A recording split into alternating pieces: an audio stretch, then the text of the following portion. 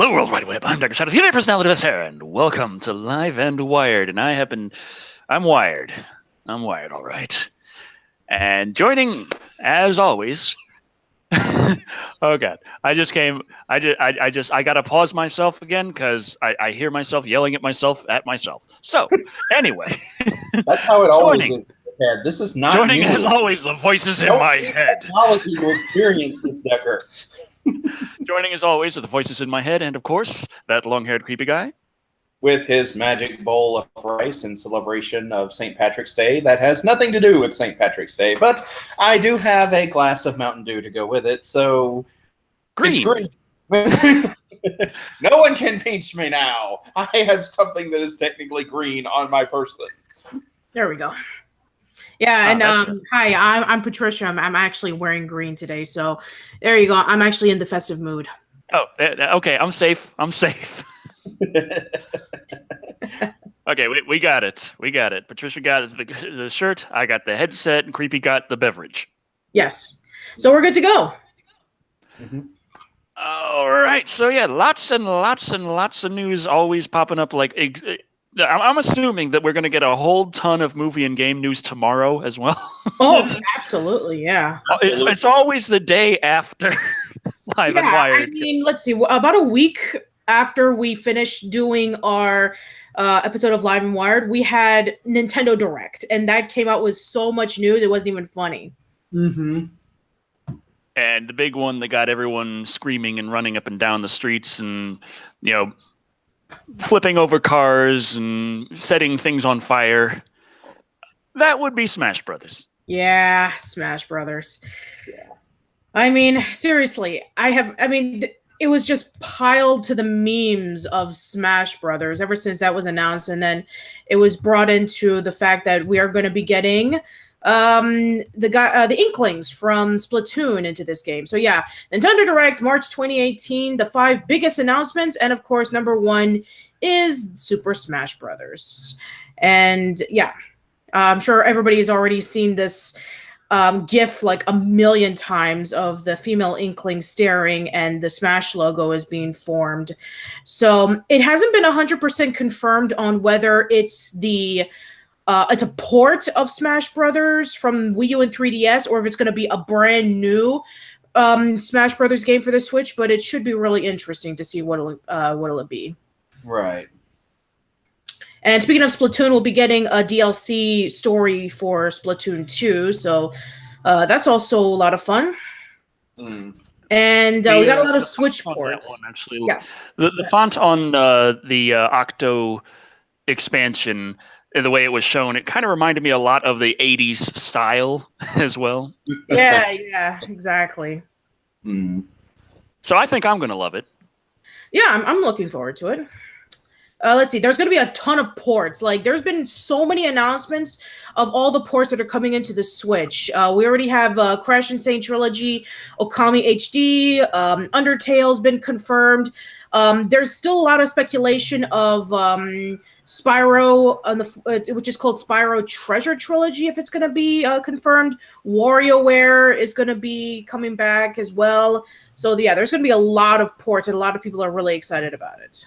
What I find hilarious about this, and for most of the people watching, this is probably, like back in the day, way before anyone was born, but like for us, way, way back, Nintendo had this draconian, almost anal retentive policy where they didn't allow third-party system games to be played on Nintendo. Like if you wanted to, and this was so heavily enforced that they actually had like certain games you could not find on other systems, and some games that were found on other systems had to be altered. Like they had to have an entire level removed or a different level added in for each different system for like Nintendo, Super Nintendo, and Sega and so forth. So you would have like, there were some games that were just like nearly impossible to find, and other games that were made even harder than they had to be, just so that they would be different from Nintendo. And now Nintendo is inviting games from other systems onto their platform. And so I hear that and I'm like, That is freaking hilarious. Yeah. Well, getting completely blown out and being in third place for a generation will make you a little humble. Also, we had a $2 super chat from V saying, Decker, how much to review all COTC films? And then Blake the Gambling Hero is like, COTC? And then Scott Duncan is like, the fuck is a COTC? And that's kind of where I am on that. I'm like, what exactly is COTC? Well, we do have Carrie Lewis Henderson, who did say it stands for Children of the Corn. Right. Okay. Now that makes a lot more sense now. All of a sudden, there are enough movies in that series for you to make it a summer special. Oh yeah, definitely. Oh, and also, by the way, Dark Souls is coming to the Switch as well. So we're getting a Dark Souls remastered, and we even have a little amiibo that comes with it. Yeah. Decker was saying, that being knocked down to third place for a generation will humble you. I actually am one of the people who feel like that in the long run did Nintendo a world of good, because if there's one thing that Nintendo can be accused of, it's hubris. But, much as I love Nintendo, I love Nintendo's games and such, that I don't really like it when Nintendo is in first place, because then they're like, okay, let's fuck some people over. Pretty much.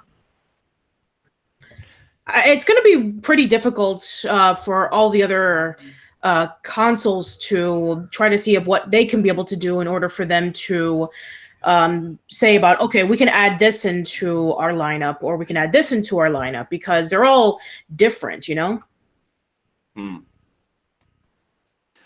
Oh yeah, the Dark Souls amiibo. That was a kind of a surprise. I mean, I knew about Dark Souls coming for a while. There was some rumblings of it. There were people saying that Dark Souls From Software was testing Dark Souls on the Switch dev kit and got it running okay, like acceptable.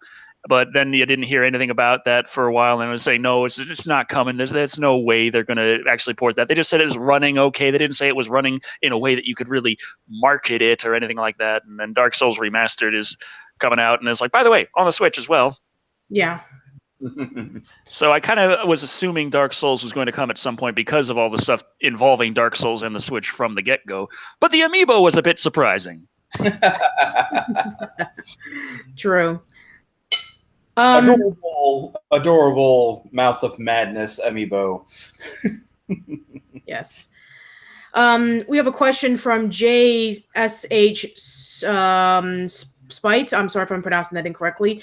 Who's your favorite character in Smash? Mine is Ike and Shulk. I think they mean Sheik. No, Shulk is the Xenoblade. Oh yeah, that's right. That's right. I forgot. Yeah, Shulk. Yeah. So that's for the I haven't played any of the Xenoblade games, so I wouldn't know. I'm thinking I always was, Roy's my boy. That was always the thing. But I do enjoy playing Bowser just because I know his moveset so well. Bowser's fun. For me, it was always Captain Falcon. Yeah, that's very difficult because I used to play a lot of Smash in tournaments because I was in college. I was in a tournament group, so we used to play that at least once a month. And characters I used to play as Pit, Samus, let's see, Sheik, and I would play Roy as well, and Kirby occasionally. So I always wanted to get good with Mewtwo, but I never could. Yeah, Mewtwo's a little bit difficult to control. I think that was deliberately because Smash Brothers came out right around the time that Pokemon came out. So when they put Mewtwo into the system, they knew that everybody was going to want to play as Mewtwo. So they're like, okay, we have to make Mewtwo really, really hard to play with. Yes. We have a $2 question from DigiTrail who asks, when will you review Waterworld? I haven't really been, heavily thinking about that particular one. So, I mean, it's interesting and all that, but at the same time, I don't know. It never really popped up in my head as something that I really need to get to this. Mm-hmm. So now that you mentioned it, probably every other week I'm going to get a message now about doing it. So I was probably going to. I'd assume this fall if it keeps up like that, because I got to get the stuff I've got lined up right now. I got to get the summer done, and then everyone keeps asking for Waterworld. I got to do. That's probably when if the suggestions keep up. You have to do Waterworld, yeah. The Kevin Costner. Oh man. I know what you're gonna mention. You're gonna mention about when he like pisses into a machine and he forms into water, right? Yeah, well, really, that's just one in a long line of things. And the bad thing about Waterworld is that on paper, Waterworld sounds really interesting. It does, yeah. It almost kind of reminds me of a little bit of if Pirates of the Dark Water was sort of like, in a sense, in which everything is water, we need to find land so that we can be able to populate. It's sort of like if it's like Mad Max if it was in the ocean, but there was just so many things about that movie that just made it like unintentionally goofy. Yeah. It was like a sci-fi version of Pirates of the Dark Water meets Mad Max on water. Yes. So it's this weird hybrid, but on paper it sounds fascinating, except, well, just so much about the movie was just bogged down by things that really didn't need to be in there. Yeah, it's true. I'm rambling though. Though I still, one of the things I love about a Smash Brothers announcement is when everyone starts asking for what characters they want in Smash. And you always get the same suggestions for quite a lot of them that don't make any sense, like Homer Simpson. Though Dragon Ball Xenoverse 2 did make its way to Switch, and they also there's some rumblings that Dragon Ball Fighter Z might make it to Switch. So maybe that character's on a Nintendo console. It's what they said. Hey, a third-party character can do it as long as they have their games on Nintendo consoles. Ryu, he got in it. That is true, yeah.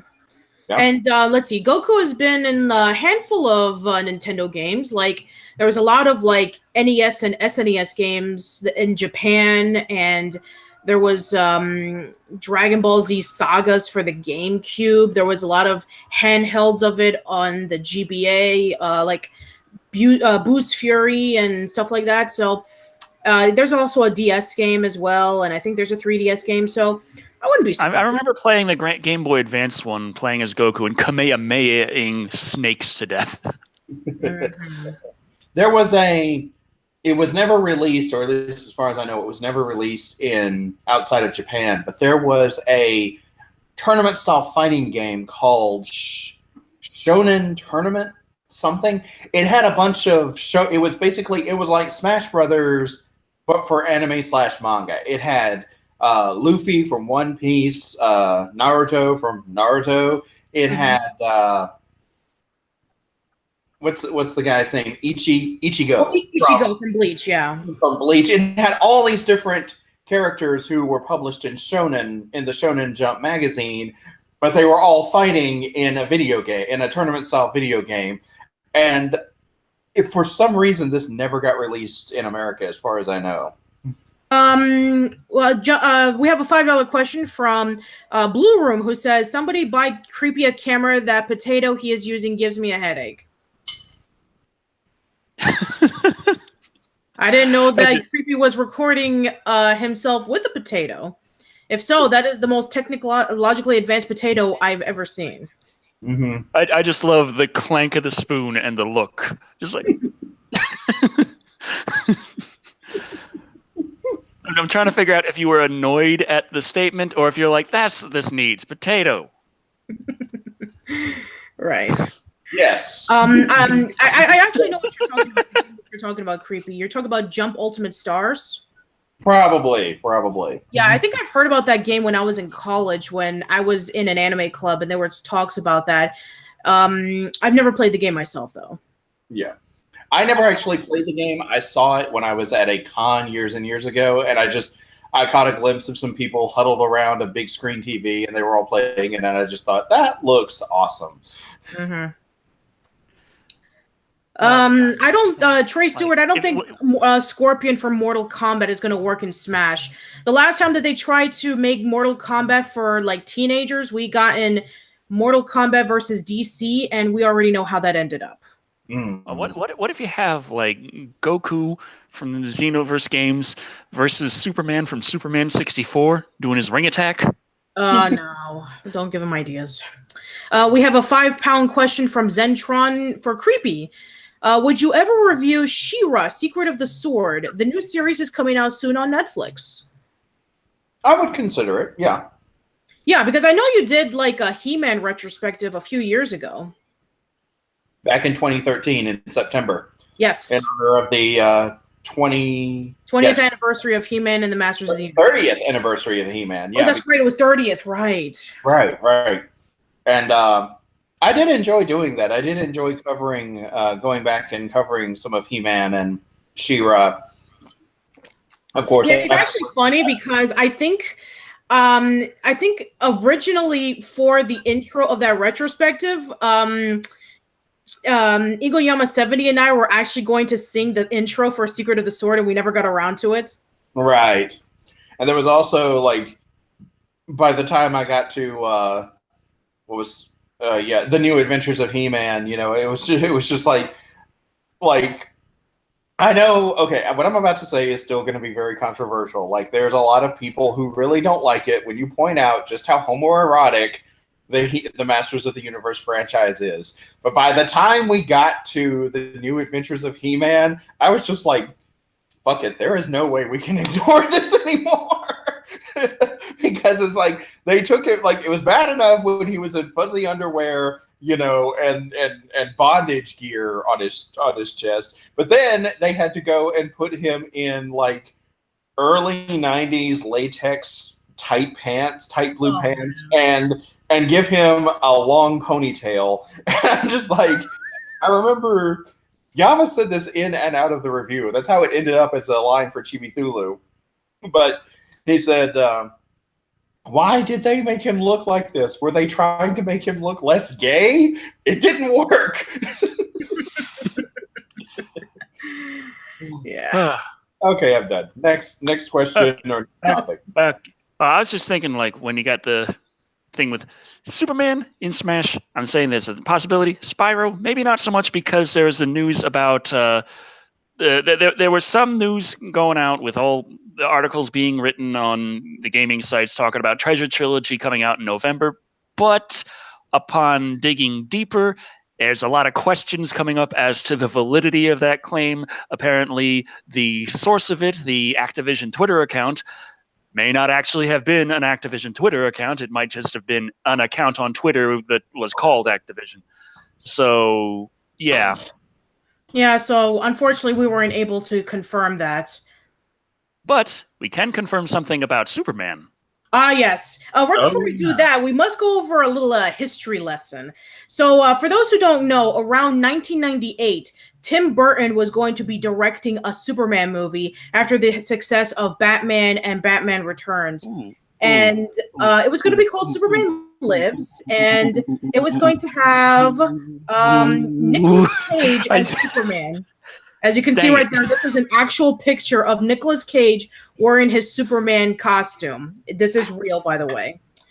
So, yeah, this was going to happen, and unfortunately the movie was, like, canceled. There's actually a really interesting documentary of it, if you're interested in going to check that out, about the behind-the-scenes stories of Nicolas Cage, the Superman Lives movie. But after 20 years later, we are actually going to see Nicolas Cage playing the role as Superman, but not in a way that you expect. Believe it or not, Nicolas Cage will be playing Superman in the new Teen Titans Go movie. It feels like it's appropriate for him, at least. Although I don't know if I agree with you when you said unfortunately. I feel like, Superman Lives getting canceled was like a favor for the entire human race. Okay, fair enough. I mean, if you do know about the stories of what the movie was going to be featuring, It's pretty weird. Like, this was around the time in which, like, Superman was not really cool. He was trying to be, like, all edgy. So he was going to have the black Superman suit that you saw in the comics in the 90s. And Nicolas Cage was going to be rocking the mullet hair. And he wasn't going to have a cape because one of the producers said that it looked too faggy. And he was actually going to be like the dark, edgy Superman that was shown in like the early to mid '90s, like one of those, the one that with the mullet hair. So yeah, there was like a lot of things there. Like I think one of them was that Doomsday was going to look like a tyrant from Resident Evil. There was going to be a giant spider fight. There was going to be a fight with a polar bear in the Fortress of Solitude. Let's see. I think that Lex Luthor that wouldn't and go very well for the polar bear, would it? I mean, Superman versus polar bear. And that's not the weirdest one. The weirdest one is that let's see. I think it was Lex Luthor and Brainiac were actually going to be amalgamated together, and it would have been called Lexiac. Yeah, that actually happened in the comics at one point. But yes, it did. I do remember hearing about that. But yeah, that was just a bizarre. Oh, by the way, how am I? Am I coming through better now? Do I sound less like of a potato or whatever? I think it's all right. Okay, we are down one potato. Okay, it was just I remember reading about this, and the longer I went into the article when I first heard about it, the more the eyebrows just began to try and disappear into my hairline because I was just like, what? What? Yeah. What? But there was one guy, the one comment way earlier. Besides Annabelle Lee, who keeps saying "Let me smash." There was one comment I can't remember from who was saying on this whole topic of Smash Brothers. What about the potential return of Snake or the Ice Climbers? Well, I'm sure for some people who may not know that they were going to have the Ice Climbers in the new Super Smash Brothers game for the Wii and 3DS. They got it working for the Wii U, but for the 3DS there was like some sort of glitch, and they couldn't fix it for the life of them. So they decided to scrap the Ice Climbers for that reason. And as for Snake, that'd be kind of interesting. Do you think that maybe they'll get permission from Konami? I mean, Kojima's no longer associated with the series anymore, so...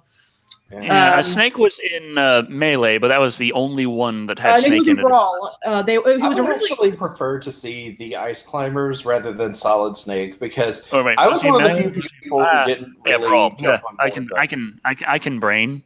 You can brain. You can brain. Somewhere along the line, you can brain. If you only had a brain.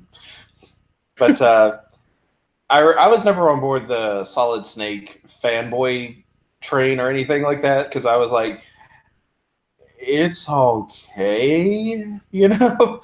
But, I'm like, put Solid Snake in there, and what's he going to do? Hide under a box for the entire fight? Well, with all the Let Me Smash going on, I want Ron the Bird in Smash Brothers. Go away, Ron. Let me smash, please. What were you saying, Patricia? Kelly, I brought you sticks. I mean, it could be possible. Let's see. Blake the Gambling Hero was saying like most likely Dunk Hunt is coming back, maybe a Skylanders character. They did get Donkey Kong and Bowser in the Wii U version of Skylanders Supercharge. Oh, I didn't know that. Dylan Conaway is asking, what if they bring Pichu back? Pichu's the one that was only in Melee. Yeah, and Pichu was the worst character in the game because his health points was like so low, and I never was a huge fan of Pichu. He hurt himself when he did his specials. Yeah. Exactly. Yeah. I was not even really a huge fan of Pichu in the Pokemon game, so putting him in a tournament-style fighting game almost borders on child abuse in my head. And I kind of like the idea of having a character, even if it is, not really good in a competitive sense. Like, I don't know, in the Dragon Ball Z Budokai Tenkaichi series, I was rather upset when they gave Hercule a jetpack and made him so he can fly. I'm like, why would you do that? Let Hercule be Hercule. Let him get his ass kicked and be unable to hurt anybody. That's the point. Right. Oh, and Manja 3D is asking, Creepy, what's your final smash? I can imagine him summoning a giant Chibi-Thulu. Yes. Yes. And he would probably be like screaming or talking about something for like hours and maybe putting people to sleep, similar to like Princess Peach's ability, in which she puts her fighters to sleep while she eats peaches. Yeah, or I was thinking like he launches into he exposits about X-Men trivia for hours upon end until everybody falls asleep. They didn't have enough storm. They needed more storm. Or that can be his battle cry as he falls out of the sky and lands on someone. It needed more storm. Squish. Oh boy. Jet Rogue asks, Creepy, what's your next retrospective? Well, I have already the next one after Gem is finished is set in stone, because I don't know how many people know this, but the only way I was ever able to do the Gem retrospective in the first place was by promising that we could do Gargoyles once we were done with that one. Mm-hmm. So Gargoyles is definitely coming after that one. And what were you saying, Decker? You go ahead. Oh, Trey Stewart and Dylan Conaway was asking about what your final smash would be, and Blake the Gambling Hero says, I imagine Decker pulls out giant motherfucking chainsaw hands with integrated 12-gauge shotguns and alien power armor in a Jason mask. That would be awesome. Also, Griffin Pilgrim says I would summon xenomorphs. But that just reminds me of the $6,000 xenomorph statue, life size. Oh yeah, yeah, exactly. Currently for sale. Because at my job, I have we just posted up a 1/4 scale Guardian Predator, and it's going for like $50-something where I work. And yes, there is an Alien Covenant alien size statue. It's life size, and you can buy it for the cheap price of almost $6,000. But it's 10% off if you're one of the first 10 to get it. Yes, the statue, because people looking to spend this much money really want a deal. Yes. Yeah, I know.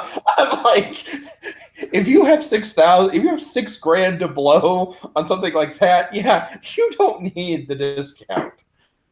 Yes, the statue stands at an impressive 98 inches tall, and it includes a custom base with light which lights up to douse the creature in eerie green light, evocative of the haunting tone set throughout the film. I would so have that in a room with a smoke machine. Yes. He would too. He would go out and buy the smoke machine on discount, and then he would nag me about donating to his cause of being able to afford this damn thing.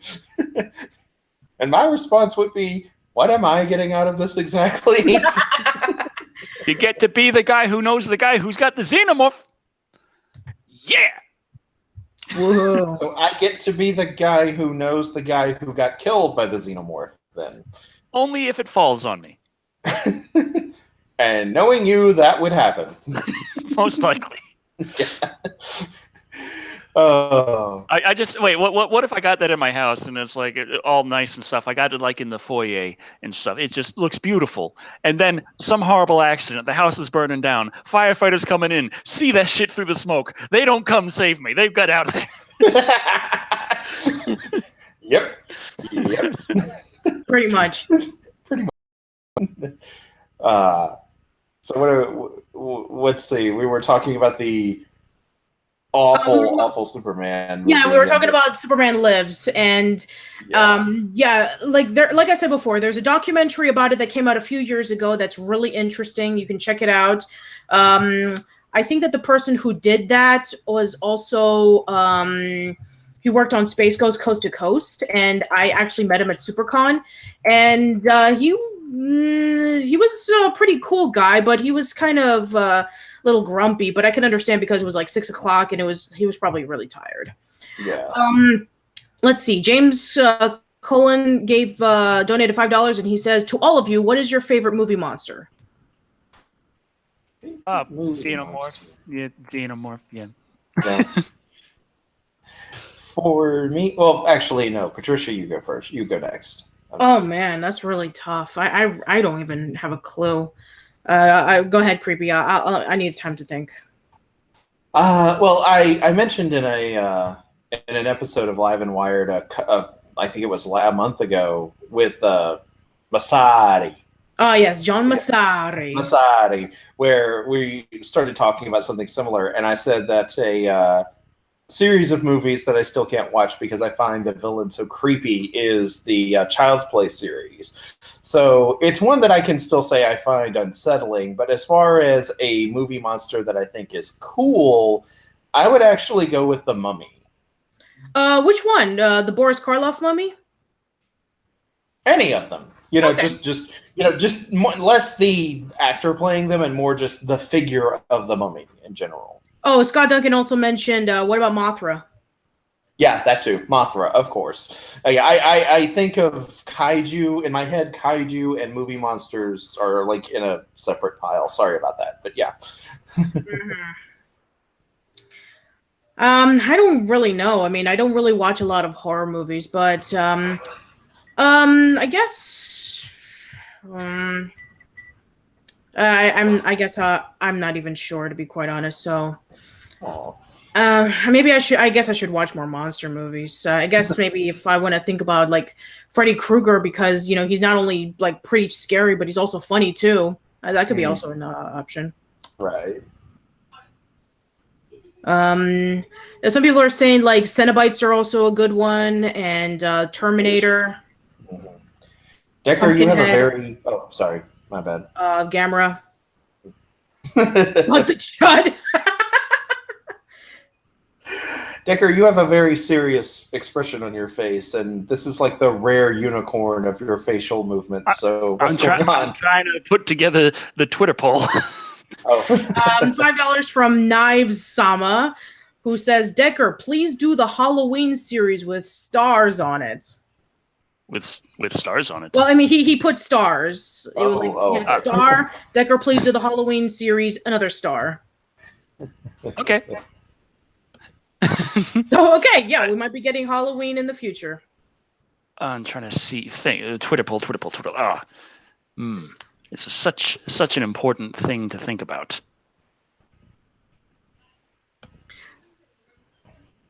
Would you play a video game if Decker and Creepy were two of the fighters in it? Sure, why not? If it was a beat 'em up, then I could probably just use like a power up where I summon a police car and it shoots a machine gun and rocket launchers and then just blows you into smithereens. Yeah, there's like, what would if Decker and Creepy were in a video game? What genre would it be? Action adventure, tournament fighting style, or I got a different idea going together. Oh, Who do you want in Smash Brothers for Switch? Either Goku, Superman, Dark Souls Knight, or Nicolas Cage. Now we got 30 minutes on that. Oh, wow. I'll And be we're sending- talking about like the actor, not Nicolas Cage as Superman. Superman's a different choice. Just Nicolas Cage, just him. just Nick Cage. Nicolas Cage, yes. Mm-hmm. Oh, man. Yes, Am I I a know. bad person because I actually want to pick Nicolas Cage? Because the idea of him getting beaten to death by a bunch of Nintendo characters appeals to me.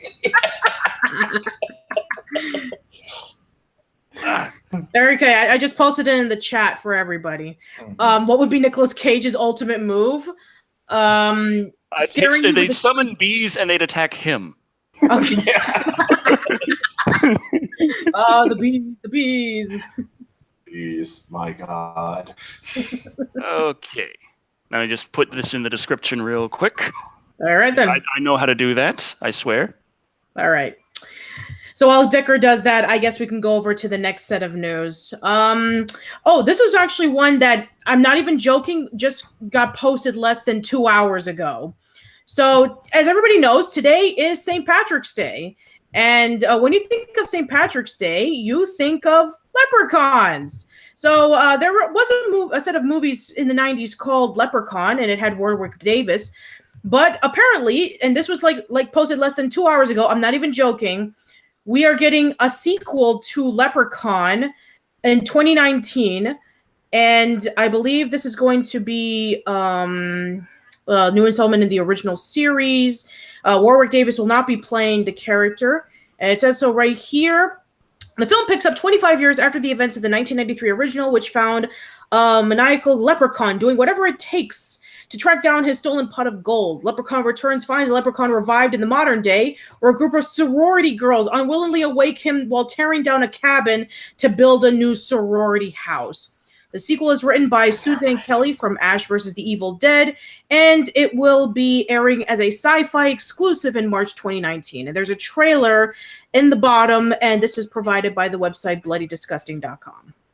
Well, the website is a good indication of how I feel so far, because you had me until sorority house, and then I was just like, it's a horror movie. Well, I mean, at least it's better. I mean, I'm sure, some people will be asking about, what about Leprechaun in the Hood or something? Was that Kat Luniska just asked that. Thought the movies died. Are they going to be in the hood again or space? I think Leprechaun in the Hood was the one that I remembered the best, because I just saw the poster for that and I was like, this is happening. Yes. We also got a $5 super chat from Knives Sama asking, would any of you review the Japanese film The Audition? I've never heard of it. Me neither. I mean, Decker, your horror movies are your forte. Do you know anything about this? A Japanese movie, I don't know anything about The Audition unless it involves a couch.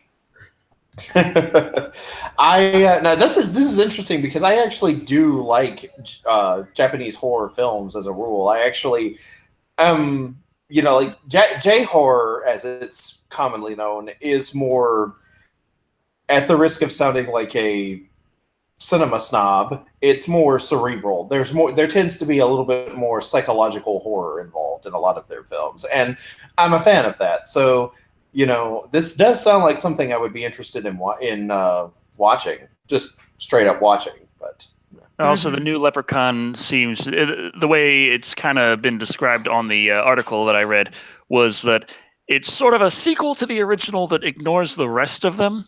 Sounds like Godzilla. Kind of like that's Godzilla. Becoming very popular. That's becoming very popular.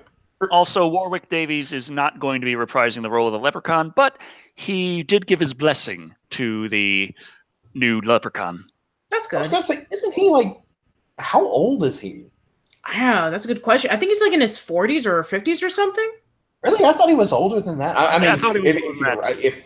I don't know, but I was under the impression that he was even older than that. So when you said he wasn't going to be playing the Leprechaun, I was a little bit disappointed. But then I was like, let me look it up. He's 48.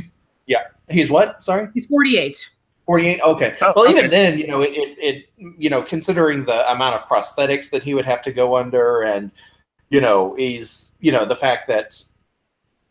There's a whole lot. It sounds like I'm putting him down, and I'm not. But that'd be an even bigger challenge now than it was when he was a young man. So, it's not as surprising that he's not coming back. He went biking across Europe with Carl Pilkington. He's been through a lot. Maybe I should just shut up, and I don't know. No, I don't mean like this year. I just mean that he's been through a lot. Okay.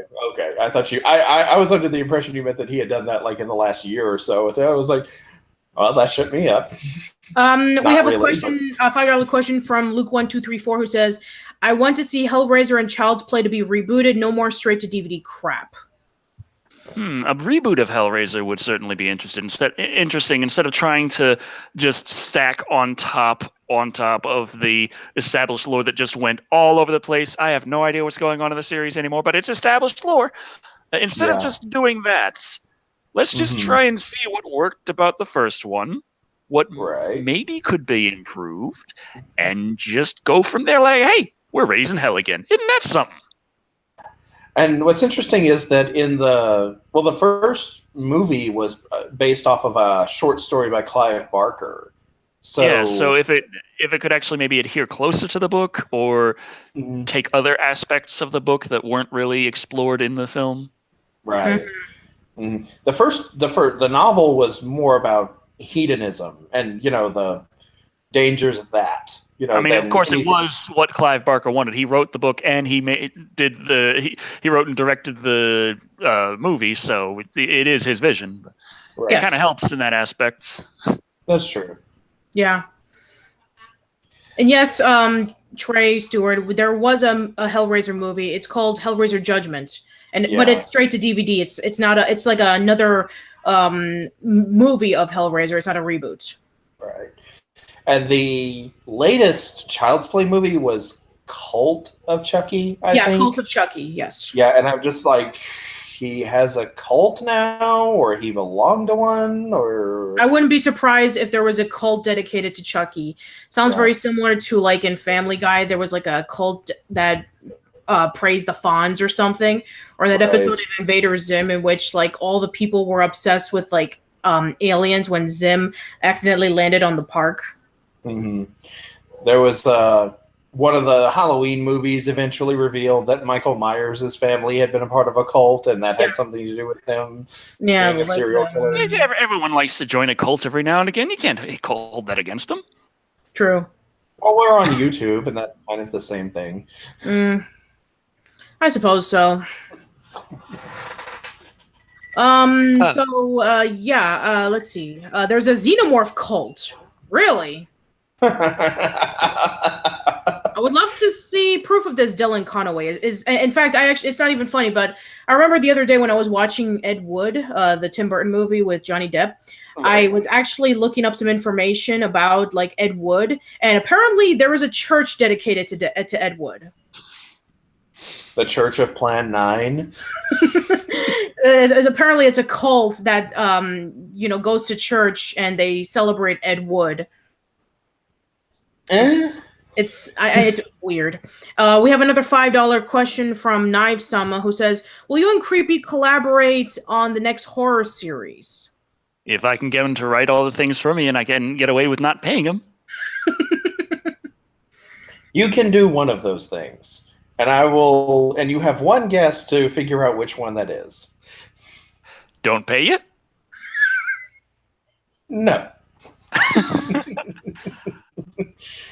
What was supposed to be I forget, you may have told me, what was supposed to be this summer special before, you tried to get caught up on all the movies you didn't get to review because of oral surgery and hurricanes? Like, what was going to be the subject of this summer, which will probably be in December? I figured out what I'm going to do. Even though I'm still trying to catch up on everything, I'm saying, okay, screw it. The summer special will start in the summer, and I'll try and finish it during the summer. It shouldn't take the entire summer to do this particular series. So that's good. But I've just said, okay, I'm 3 months behind. I'm going to do the summer special during the summer. I don't care where I am on the line. I'm just going to move those around. I'm going to do the summer special during the summer. Yeah. Oh, and speaking of hurricanes, we actually do have a trailer for an up-and-coming movie that is claiming to be the Sharknado of summer blockbusters. It's called Hurricane Heist. It's a movie about an elite group of thieves who decide to rob the Federal Reserve, then use an atomic-grade power hurricane as cover for the heist, and it will blow you away. There's also a trailer in the bottom if you're interested in checking this out. This is on thedailybeast.com. Now, I'm not so certain about the whole Sharknado of blockbuster action movies because it's much higher budget than that from the looks of the trailer. Also, we got a $2 super chat from Lunchbox64. The cult of that long-haired creepy guy. I'm okay with this. Yes. I probably shouldn't be, but I'm okay with that. May we praise his word discussing about all Scooby-Doo and Jim in the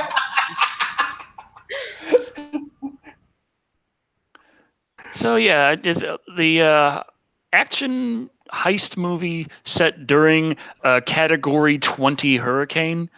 It's kind of interesting. but I watched. also ridiculously over the top, and it looks like I'm going to enjoy it. Yeah. It looks like fun. I mean, like, I'm okay. I love movies that are really, really bad, but still a lot of fun to watch. So the fact that someone is at least aware that the movie is bad, that works. I'm okay with this. $2 question from Luke 1234. Estimated time till you review the RoboCop franchise. Don't know, but I really should do it sooner rather than later. Also, Unplugged just asked, what if the Pokemon trainer returns for Smash Brothers? And I don't think that the Pokemon trainer is going to, because the way that worked was it was sort of a character that would transform into other characters after a fashion. And they kind of stopped that in Smash 4. That's why Zelda and Sheik became two separate characters. Yeah. And Samus and Zero Suit Samus, two separate characters. Yeah. Right. But speaking of which, the hurricanes, I believe somebody was, saying about like it's completely dumb that somebody would be robbing during a hurricane. It's like, yeah, I mean, let's just say that you're driving and then a giant Category 20 hurricane comes by and just like sucks you up, and then there's no way of escaping. And then, the car falls down like 20 miles away from where you were, and then you're dead. Right. And you'll be a billionaire for the rest of your life. For all 3 seconds. All 3 seconds. Chermeme also says Decker cult. Yes, what would be the Decker cult? Jet Rogue says they should put Ditto in Smash Brothers, which that's interesting because you got Kirby, and Kirby does still do the transform attacks, even after they said, okay, no more characters that change from one to another. But that's Kirby's whole thing in Smash Brothers, and they kept that ability through Smash 4. Right. Yeah, he was actually going to be like an assistant character in Melee, but they removed him in favor of using the Pokeballs. And you throw a Pokeball, and it has like a whole bunch of different abilities and characters. It does various things. So, yeah. There was also the. Oh yeah, I remember what I was going to say. Talking about a Decker cult and a creepy cult. I mean, hey, if David Bowie, specifically a certain part of him, can have an online cult, why not? Meanwhile, back to Pokemon. Yes. Says, go ahead. Yeah. You read this one. Knives Sama, for $5 super chat, says, Decker as one Texan to another. Would you ever review True Grit? If so, would it be the Jeff Bridges version? And I've never really thought about going with the whole... I think that's more cowboy. I'm trying to remember. That's Western, I think so. Yeah, Western. I haven't really explored Western much. I know there's different kinds of Westerns. The Western that I had the most interest in covering was Cowboys versus Aliens. Yeah.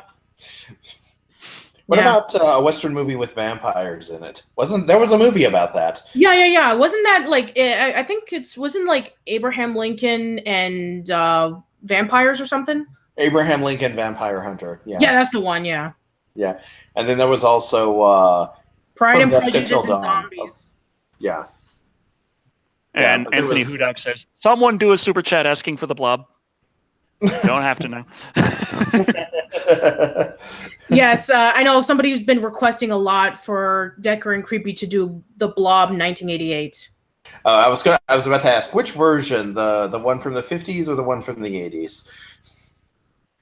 Let's see. $5 question from Tyshawn Anderson. If you three could be in any slasher as a supporting cast from 85 to 99, which movie would it be, and how far do you think you'll make it through the movie/franchises? I would want to be in any slash movie, because that means that I will most likely die. Me too. I will probably be dead.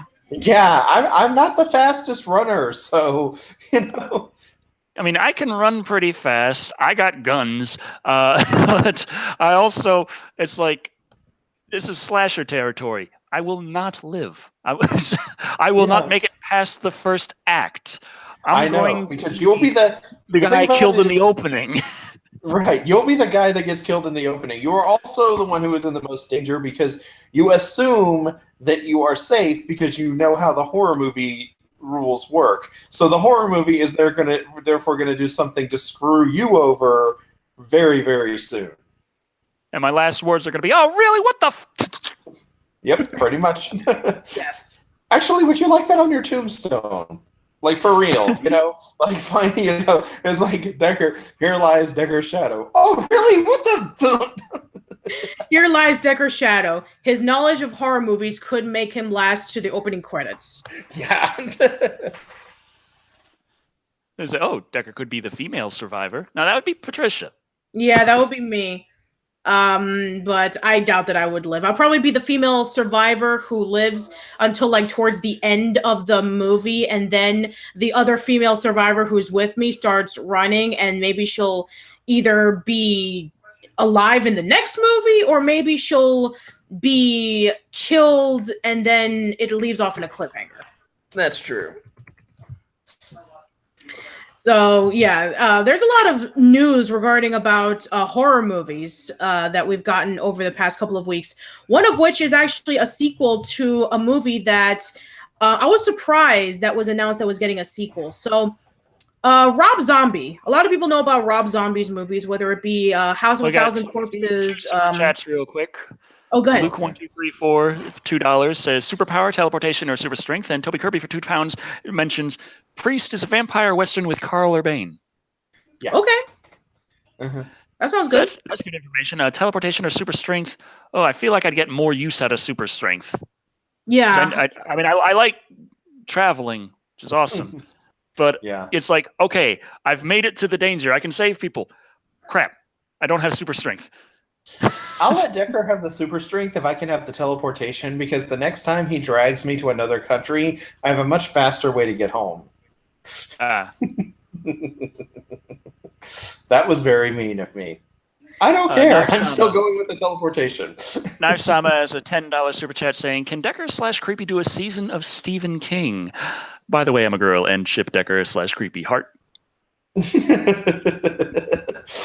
Creepy, I know that you and House actually did do a Stephen King movie. Which one was it? Was it Graveyard Shift? Yeah, Graveyard Shift. It was the movie about the giant. Well, they called it a rat, but I think it was actually more of a bat because it had wings. But it was like took place in a cotton mill, and it was a giant rat. And people died in it. Like, it was Stephen King does the slasher film. Yes. And oh wow, was it terrible. It was really $2 question from DigiTrailer. To all of you, what are your favorite movies and why? Well, I really still kind of lean back towards Phantom of the Paradise, because you got the horror, you got the movie, you got the weird satanic stuff going on with the deals with the devil and the music, and it's just, I don't know, I grew up with it. I really, it speaks to me. And yet he hates Rocky Horror. I don't really hate it anymore. I grew up with my aunt playing that, and like, I have no idea why, and it was just like, what the hell is going on? And it was like, why are you acting like this is the greatest thing ever? For me, I have a lot of movies that are my favorites, so narrowing it down is really hard. I do have a favorite comedy, like a comedy movie that I can watch that was intended to be funny, and I've personally found it hilarious, and that is Robin Hood Men in Tights. Nice. I can watch that movie and it will cheer me up. It will get me to laugh. Patricia, you, real quick. My favorite movie, I don't know. I think it's Little Miss Sunshine. It's a very sweet, independent movie, and there's a lot of it's a huge slice of life about this family from Albuquerque, New Mexico, who are driving all the way to California to get their daughter into a fashion show. Like one of those shows that, you know, like you do like a bunch of talents and stuff like that. And it's a really crazy trip that goes horribly wrong. Like their grandfather dies in the middle of the trip, and one of the son who is going on a silent treatment and who reads Nietzsche, and He's trying to be a pilot. He finds out that he's colorblind and he gets really upset.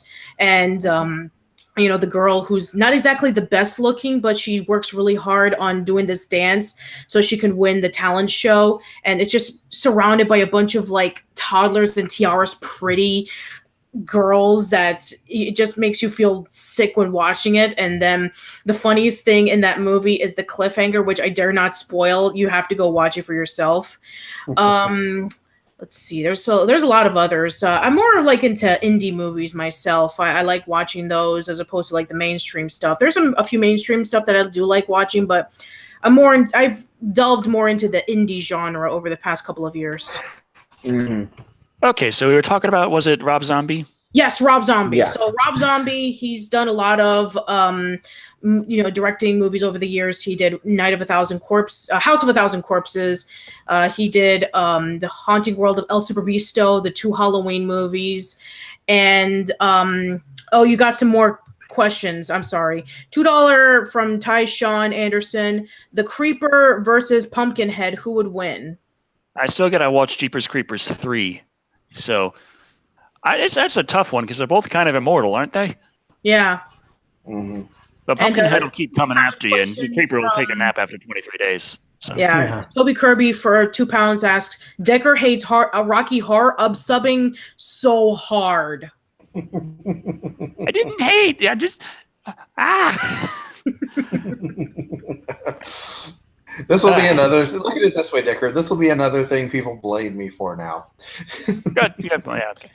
Anyway, so Rob Zombie. So after going through all of that, and a lot of people say that his best movie that he ever directed was The Devil's Rejects. Right now, as of announced a few days ago, The Devil's Rejects will be getting a sequel, and he's working on it right now as we speak. So. Yes, there's no information about what the movie is going to be about. We don't know anything about the story.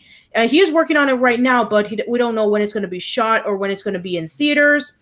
So the movie, I believe, it's called what was it called? Like Three Hells. I forget what the name was. I was mentioned in one of the other articles that I read, but yeah, it's I'm actually quite surprised because I know that Rob Zombie wanted to do something else that wasn't The Devil's Rejects. So yeah, what are your thoughts on this? Have anybody even seen this movie?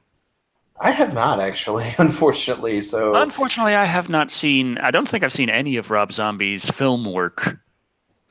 So yeah, though I do believe he did a couple of the Halloween. I was going to say. He did 2 of the Halloween. He did the Halloween 2007 reboot, and he did the sequel to it. Mm-hmm. Well, that was it. Yeah, that was it. Mm-hmm. So if I do the entire Halloween series, I'm definitely going to be watching some Rob Zombie. Yes, that's true. Yeah. Yeah, but I don't really know too much about this movie either, outside of Monster Madness, when James Rolfe discussed about it, and he claimed it was like the best horror remake of the 2000s. I mean, the best horror movie of the 2000s. Sorry. Yeah. So yeah, I'm actually. I mean, it's the story about like these 3 serial killers who go around and like kill people, and there's this sheriff who's after them because they killed his brother, and that's pretty much all I know about it. So. From what I read, they said that it ended rather definitively, and then there's the idea of why would he be going back to that as like, well, it's his most popular work. It could potentially be because he's really not done all that great with his others, and he's like, okay, fine, we'll do a sequel to this one, okay? You guys, this is what you guys want? Okay, fine, we're doing it, okay? I thought you might like Halloween. Evidently, I was wrong. We'll do for Devil's Rejects. More rejects, okay? You get all the rejects. Yeah. Yeah, because there was also rumors about like Rob Zombie being involved in a Marvel project, but I did not decide to pull up that article because it is still a rumor. Right. We have a $2 question from Motorcycle US who says, any of y'all seen Gabriel, and what did you think of it? You mean like the angel? Yeah, I was about to say that. Gabriel the angel? He's shiny. He approached Mary saying that she was going to give birth to baby Jesus. And let's see. Blake the Gambling Hero says the sequel is called The Devil's Rejects to Hell for 3. Okay, that's what it was called, Hell for 3. Thank you very much. Continuing the story of the three main characters and the Devil's Rejects, Captain Spaulding, Baby Firefly, and Otis Firefly. Okay, well, thank you very much. So Captain Spaulding is back. Yes, I think that's the name of the clown. Yeah. Okay. The one whose face is everywhere. And like, remember this movie? I haven't really seen it, but I know that much. Wendy's review of Shin Gojira and Attack on Titan live-action movies. Shin Godzilla should be soon-ish. I don't have Attack on Titan on the schedule yet. How many? I think how many Attack on Titan movies are there at this point? Because I think there was like 2 or 3. I think. That was what I was thinking. 2, maybe 3. Yeah. I've only seen a little bit of Attack on Titan, like in the video games and stuff, and the cutscenes, and I'm just like confused because it's doing the normal Japanese anime kind of thing where everyone just kind of stands there and monologues for a while. But the problem is the guy's standing there monologuing about how much he can't believe this giant creature is eating all his friends and family as it's eating his friends and family. He's just standing there staring at it. He's decked out to kill one, but he's just like, oh my god, no. And I'm like, do something.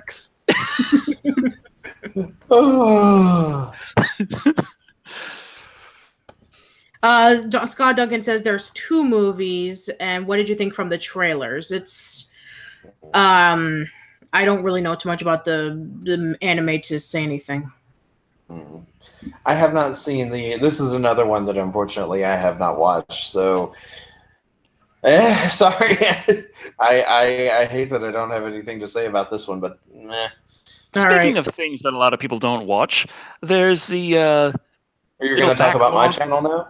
Yes, and the backlog of Corman movies that Shout Factory now shall be able to produce DVDs of and spread en masse to fill store shelves.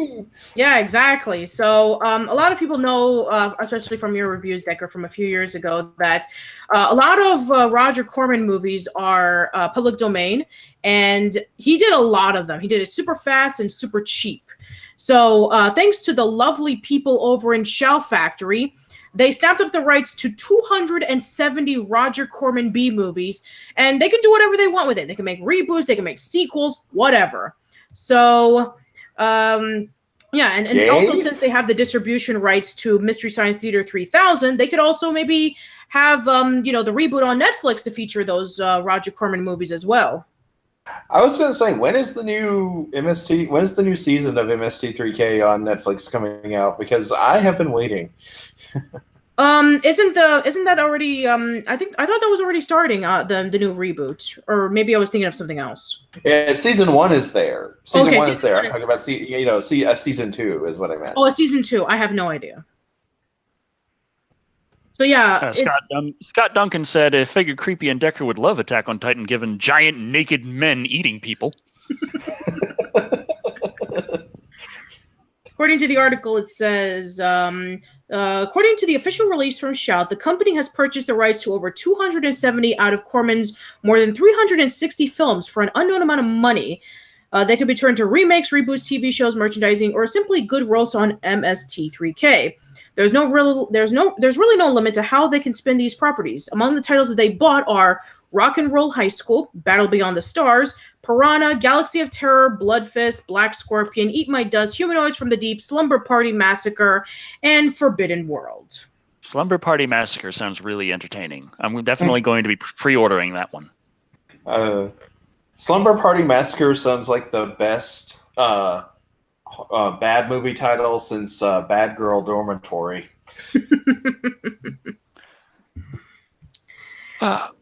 Yes. I'm just hoping that, with the purchase of Shout Factory, if you're ever thinking about doing another review of Roger Corman movies, you won't get the hit from Shout Factory due to copyright claims. Well, as long as I keep it edited in the way I tend to do, just in case, to try and avoid the Content ID bot, I'll probably be okay. But even then, if I get hit with something and I'm still doing a regular review, if I just if it's something like I'm doing a Corman movie that's in public domain and I do a riff of it for Patreon and I upload the entire movie unlisted with the riff in it, the riff audio in it, then that could run into problems with Content ID. But let's see what happens. Yeah. Blake the Gambling Hero says, tell Decker, the killer of Slumber Party Massacre, the killer is an Elvis impersonator with a guitar that has a built-in drill. Sounds like El Kabong if he had a guitar, as like an actual weapon. Also, the poll has finished. Oh, wonderful. Oh, awesome. Who do you want in Smash Brothers for Switch? It got 65 votes. So 17% voted Goku, which is tied with Dark Souls Knight. Superman, however, got 8%. Nicolas Cage came out on top, 58%. Also got a couple of comments on Twitter. Superman's Reaper says, Shrek is Drek. And Gabe While Impaired posted a gif of Nicolas Cage in The Wicker Man running up to the woman in the bear suit and punching her in the face. That is going to be his final smash. Him dressed up in a bear suit and punching all of the Nintendo characters. I have nothing. I think that's all that needs to be said. What jobs would I be doing if YouTube was gone? Oh, I think I'd become a whiskey tester. Well, then Decker rants would actually be like every night. Yeah. And I've heard some of Decker's drunken rants before, so they're actually not that different from some of his sober rants. I decided I was thinking of starting that up like relatively soon, but then I was like, no, I'm still behind on my reviews. I still got so many things going on. Live and Wired isn't quite to where I want it to be yet. I want to improve the quality. I got it stacked up on everything, and it works. But at the same time, I still want to get moved, figure everything out, possibly get Restream going. So this can be going on other sites. I don't know if it'll go on Twitch because that's more gaming centric, but it's also live stream centric. So I don't know if this will work out well for Twitch. Maybe it will. I don't know. But yeah, I want to see about getting Live and Wired really polished. And then maybe I can get drunk and yell at the camera for a while. $5 question from Tyler Gorman, who asks, question for Decker. In the brain scan review, Howie Mandel in Little Monsters is mentioned. Could you possibly consider reviewing Little Monsters? That's interesting because it's more of a children's movie, but I remember when I was really young and I saw it, it still kind of freaked me out. The 80s had some movies that were aimed at little kids, and they were kind of questionable at times. I don't know what it is about being a kid in the mindset, because I saw the movie several times as a kid, but like I'm growing up and there's the guy who's got the fucking monster face like, and it always, every time, fucking freaked me the fuck out. Like they're going to die. It's like it's a recording, Ben. You know it. Yes. That was before I was Decker. Yeah, it's so weird. Whenever I hear you or anyone refer to you by your first name, I'm like, oh yeah, he has one of those. Yeah, creepy. It's weird. I mean, it could be interesting, discussion of Little Monsters. About, what I mean, it's sort of like, kind of like Gremlins in a sense, in which it's supposed to be like horror and comedy. Mm-hmm. Yeah, and I got the comedy parts. I still enjoyed a good amount of the movie as a kid, but some of the parts are just like... Yeah. And the interesting thing about it is that I find some now I will say that this, I'm going to stress here, some of the movies that are aimed at young children but make an attempt at horror are actually a little, in a way, scarier than horror movies aimed at adults. Now, this is not always the case, but I do remember movies like Little Monsters that, because they can't show blood and gore, it's a kid's movie, but they go for atmosphere and this creeping sense of dread that builds steadily as the movie progresses.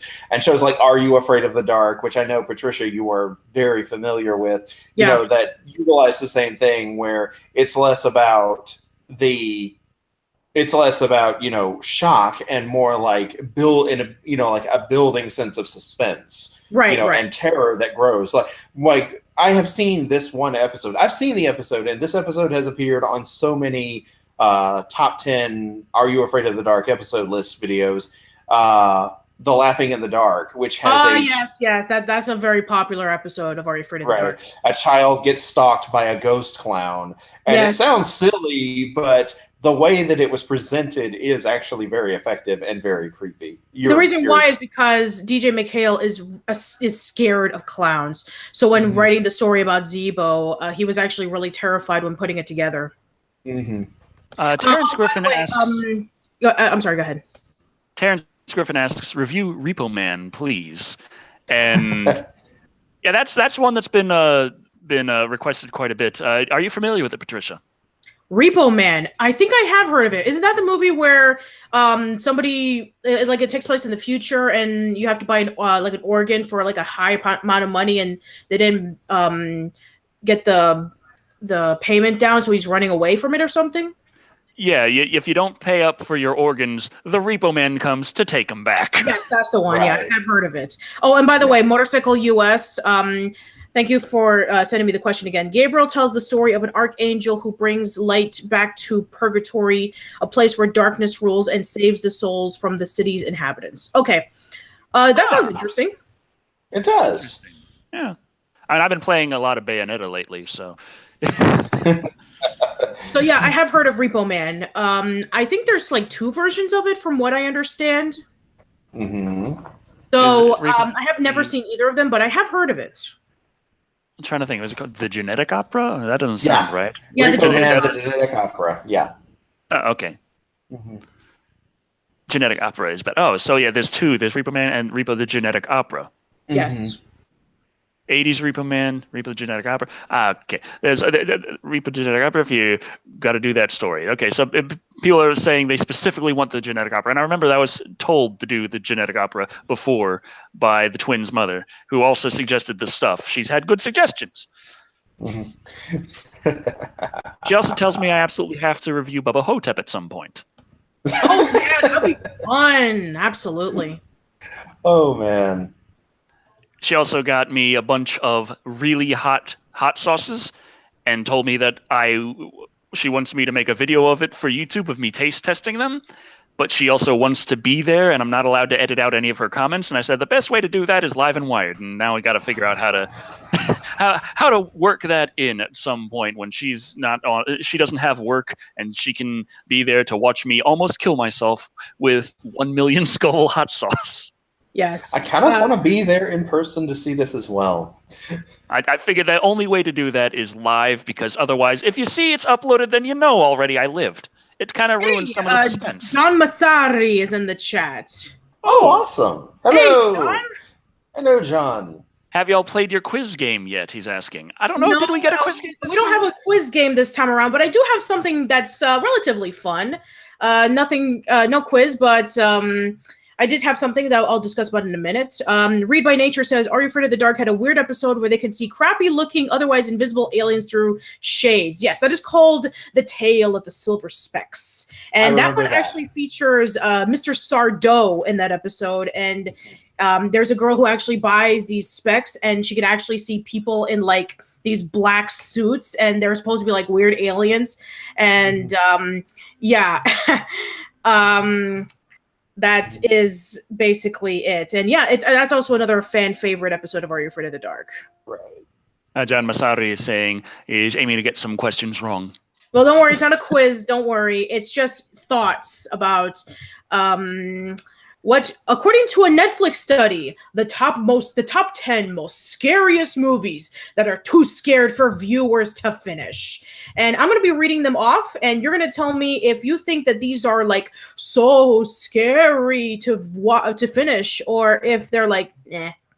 So, according to, let's see, the article is from comicbook.com.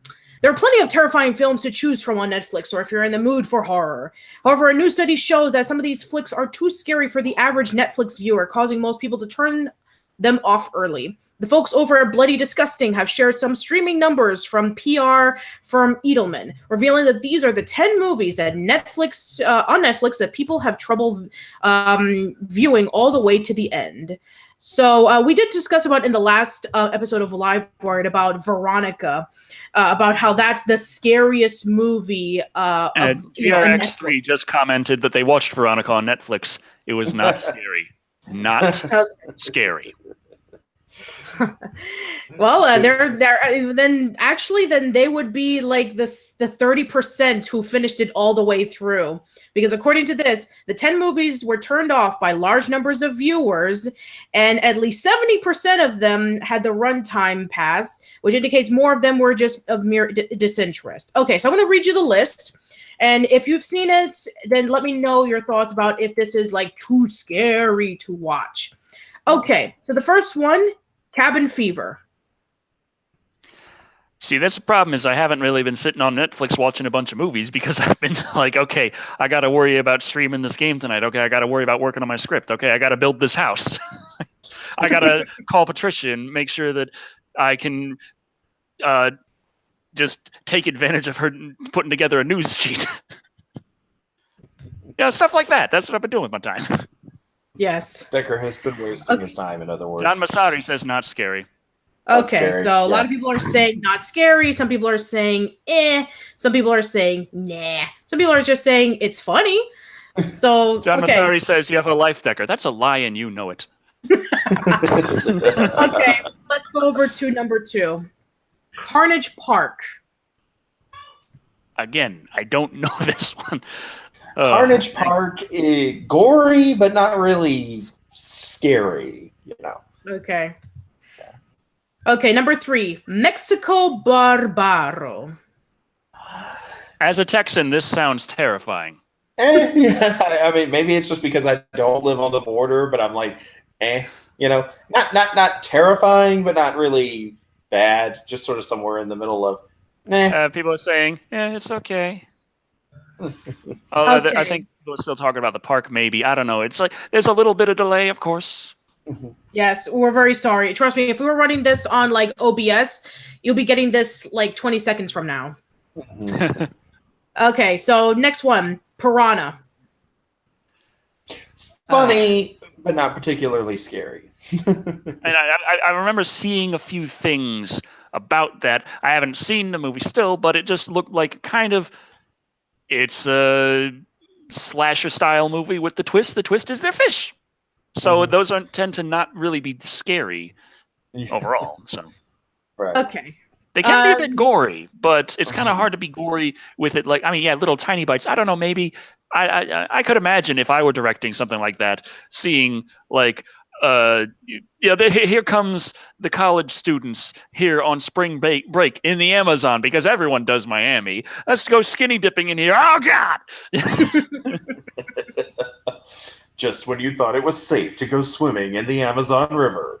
Because it's never been safe to go swimming in the Amazon River. All right. Next one we have is Raw. Raw. Yes, Raw. According to, I might as well just actually read to you what it's about because most of you probably have never heard of it. Okay, so Raw. Did I see that one? Forced to eat raw meat during a hazing ritual at her veterinary school. I saw that one. Veterinarian develops an overpowering hunger for flesh in all of its forms. It was silly as hell. I remember thinking it was. I mean, it was kind of artsy. It was a French film, and it looked like a French film. Right. But I mean, it was like a little bit of. It was mostly the drama, and yeah, there was some whole. It was kind of creepy drama where you had the relationship with the sister, I feel like eating people now, and the dark undertones of it, but nothing really scary, in my opinion. Okay. Yeah. Oh, okay. That's fine. I think it was just more kind of ew than anything, than scary. But yeah, a lot of these that I've been reading so far are very ew. A lot of them gory, especially. Yeah. Like this one, like our next one, Teeth. I've been requested to review that, but I haven't seen it. And for a minute, I was like, "What the hell are you talking about teeth? Huh? You trying to say something? You trying to say something? Huh?" Yes. I knew that was going to come up. Okay, when a virtuous high school student is sexually assaulted, she discovers that she has an unexpected line of defense: a tooth vagina. What? Okay.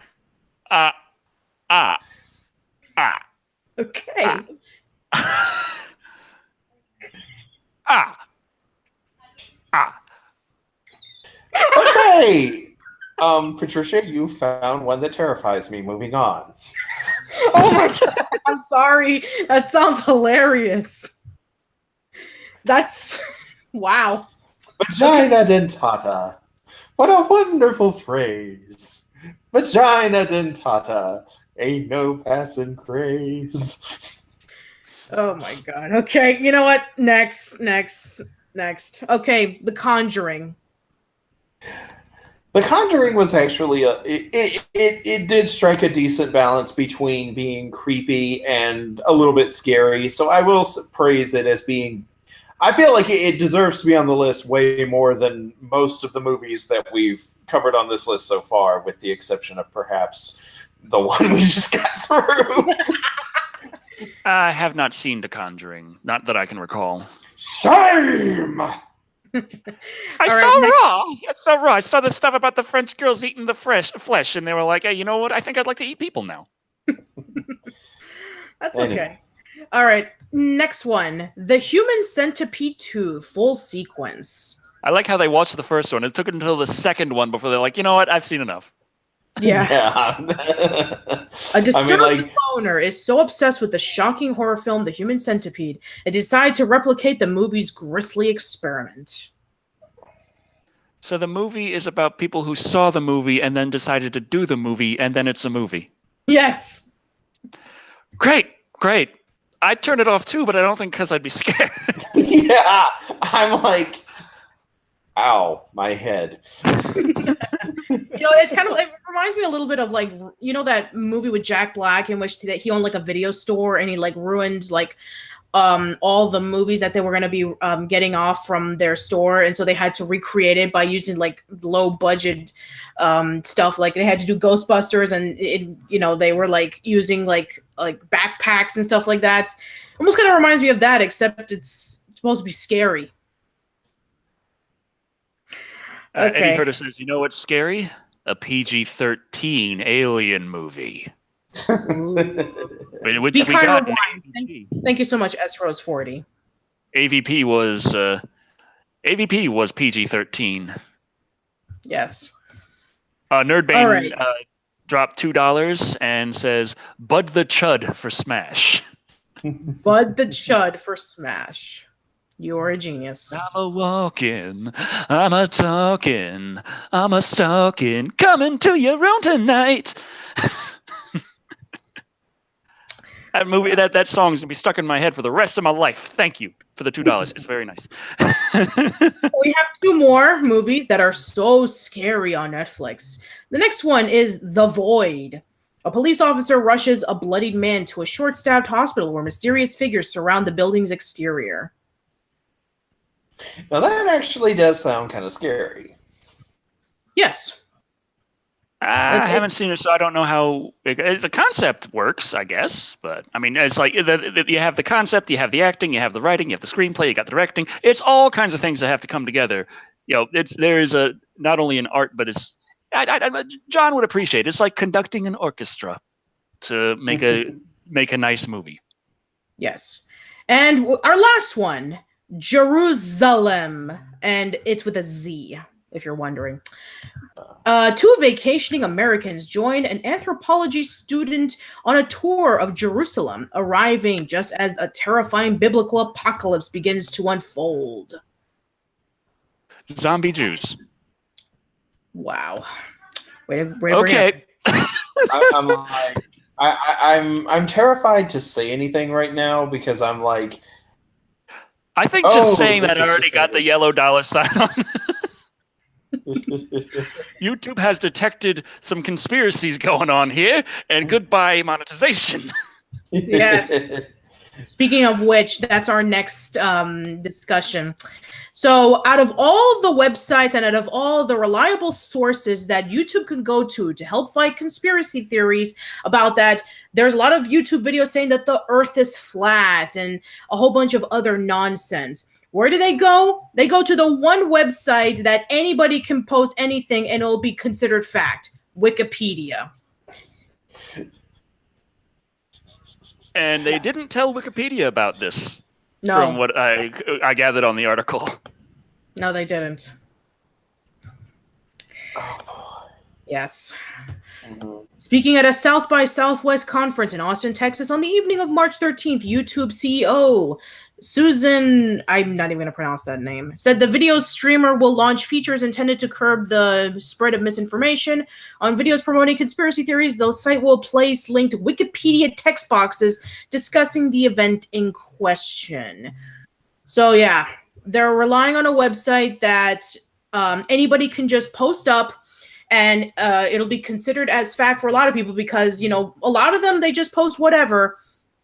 And YouTube is going to be using that to help prove to people that the earth is not flat. I remember, I think there was a story about a professor who would actually go and specifically edit a Wikipedia article the night before a test, like where they're supposed to turn in an essay, and put some ridiculous thing in some historical figures article. And anyone who brought that thing up in their essay, they knew they checked. They were just looking at the Wikipedia article the night before. Yes. And I remember like almost a year ago, I interviewed Mitch Schauer, the creator of Angry Beavers. And according to his autobiography, it is said that his parents died when he was very young and he was raised by hobos and he lived with them until he was like 16, going from like train to train with a bunch of hobos. And then eventually he went over to Cal Arts and he decided to go into the animation industry. When I actually asked him that question about the whole hobo thing, he said it was completely made up, but he decided to keep it there anyway because it was funny. Yeah, John Masari commented, "What scares me about flat earthers is the reasons they believe why we think the earth is a sphere." Even though that was proven thousands of years ago that no, the earth is round. It's not. I'm a Minecraftian. The Earth is a cube. Thank you very much. My God. But yeah, I just still find it kind of funny that, you know, YouTube, because a lot of people go to YouTube and there's a lot of videos that discusses about well-researched, well-articulated articles or content about video games or history or science. And these people, I've seen them, a lot of these videos, and I know that they work really hard on researching a lot of this stuff, and they use a lot of reliable sources. Like me personally, when I do my videos, if I'm doing an analysis video, I would take a very long time to read through like old newspaper articles and find interviews with people who worked on the show. I never rely on Wikipedia because I know that a lot of the stuff is fake. I mean, if there is some interesting information on Wikipedia that links into an article that I'm looking for, then yeah, absolutely. But for the most part, I've already mentioned about the whole Mitch Schauer being raised by hobos. So right. I think the most important thing is to just always double check when I want to do research on movies. I sometimes go to Wikipedia, and if something comes up that's really interesting, I will tend to try and double check and make sure that it is absolutely true. And if I can't, sometimes if I feel like, okay, I might bring it up, well, it's like I'll mention that it's alleged. Some say not that, yeah, this is an absolute 100% fact, guys. Mm-hmm. Trust Mr. Shado here. I am a genius. Now, this is an interesting thing, might not be true, but this is what's said in some circles. Right. Sure. Yeah.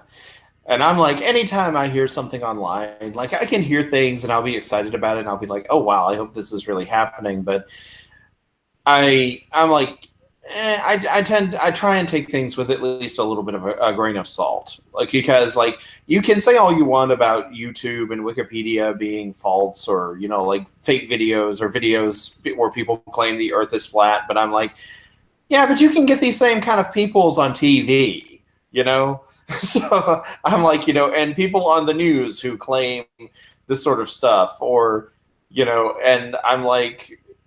So, yeah, you can have a lot of questionable videos on YouTube, but you can have the same amount of questionable content in a news report, especially depending on what news network you're watching from. So, I mean, just because something sounds credible doesn't necessarily mean that it is or ever should be. So yeah, that's why it's always good to be able to do research, check facts, check statistics on your own, make sure all the numbers line up for the claims being made. Things like that. Mm-hmm. Yeah. Check your sources, check for biases, and there's always human bias in everything, which is one thing that I really like about the scientific method, is it does whatever it can to try and mitigate that. You can't fully eliminate it, but at least try and understand the flaws in your own brain and try and figure out what is real, what might not be, all that stuff. It's a whole lot of almost. So the cans of worms have cans of worms. Mm-hmm. Yeah. And now a lot of people are actually bringing up like scary hobo movies, Hobo with a Shotgun, and all the likes. So yeah, that should be interesting. Hobo with a Shotgun. I think that's been suggested quite a few times as well. Mm-hmm. Mm-hmm. I believe so. Yeah. So I think that we can go over to our next topic. Let's see. Oh, we have another trailer to discuss about. Let's go over from YouTube into science fiction, even though that we did talk about, like, some people thinking that the Earth is flat, but whatever. Anyway, so we have another trailer for an indie movie coming out called Higher Power. What if you could save the world, or if anyone else has given up, but you knew you could save everyone on Earth? So Higher Power, the trailer which dropped on Friday, asked that question, where one man who believes he knows everything takes the world on an unconventional and dangerous course in order to save it. In this 2-minute clip, which is on this website right here on inverse.com, the world is in trouble again. This time it's a gamma ray burst set to destroy the planet. And unfortunately for family man Joseph Stedman, one-man scientist is sure he is the only one who could save humanity. And the movie will be... Oh, this is the trailer. This is the poster, by the way. It actually looks pretty cool. Almost looks like... let's see, I forgot what the name was, but they have a giant face with an earth run on it. It actually looks pretty cool. From the producer of Transformers and the visual effects artist of 300, Fantastic Four, and X-Men Origins.